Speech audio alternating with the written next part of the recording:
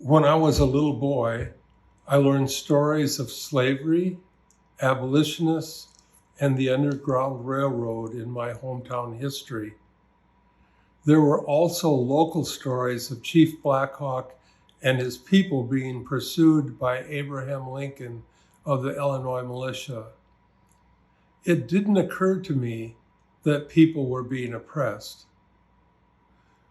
Our little town had one family of color for my parents' generation and for my own. They were truck farmers and kept to themselves. I never wondered why they made that choice. In 1967, I graduated from high school and enrolled in a Wisconsin university. It was a time of unrest due to civil rights and Vietnam. My football team had one player of color. I never asked him what his experience was like.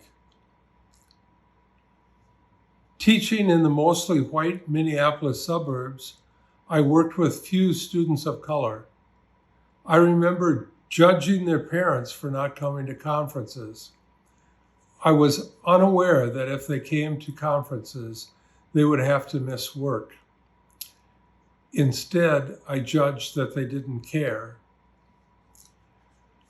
Fast forward to 2017, while visiting Georgia, Alabama, Mississippi, and Tennessee on a civil rights tour, meeting with and hearing the stories of foot soldiers of the 1960s civil rights marches. I heard a new story.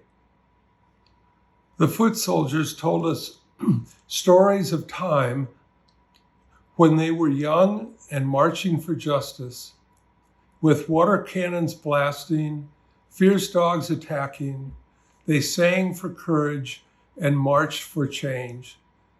They welcomed us, they sang with us, they loved us from a depth that I did not understand.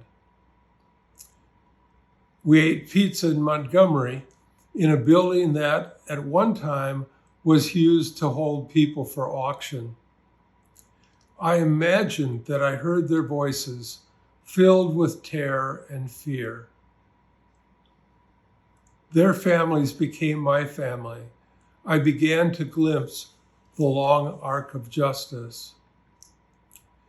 In Dallas County, home to Selma, Alabama, is the site of the Edmund Pettus Bridge, a bridge of infamy. It was built upon the injustices of 400 years of slavery and the events of Bloody Sunday.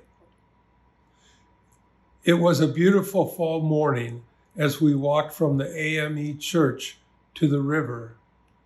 In walking across that bridge, I sensed a chorus of foot soldiers singing, "Ain't Gonna Let Nobody Turn Me Around."